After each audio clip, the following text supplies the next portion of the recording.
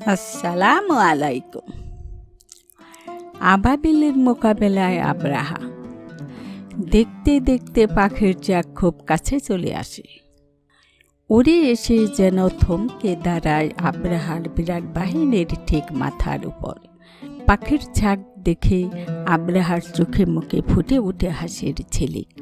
সে ভাবে পাখির ঝাঁক হয়তো কাবা আক্রমণের সংবাদ পেয়ে খুশি হয়ে ছুটে এসেছে সমুদ্র সৈকত থেকে।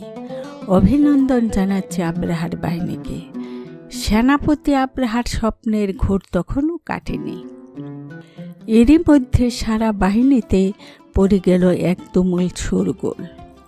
কেউ লুটিয়ে পড়ল ভূমিতে, আবার কেউ শুরু করল গগন ফাটানো আর্তনাদ। ব্যথা বেদনায় ছটফট করতে লাগলো অনেকে। চারদিক থেকে ভেসে এলো একই আওয়াজ, গেলাম রে, মরলাম রে, বাঁচাও বাঁচাও। কিন্তু কে শুনে কার কথা? তখন যে সবারই চাচা আপন পরাণ বাঁচা অবস্থা। যে দিকে পারল দিল ছুট। চোখের পলকে গোটা বাহিনীতে বেঁধে গেল তুমুল হট্টগোল।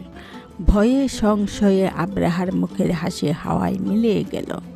শক্তিশালী হাতিটার পিঠে বসেও থরথর করে কাঁপতে লাগলো সে। হঠাৎ তার মনে হলো, পাখির ঝাঁক কি আমার সঙ্গে লড়তে এসেছে? আমি তাহলে হেরে গেলাম সামান্য পাখির মোকাবেলায়।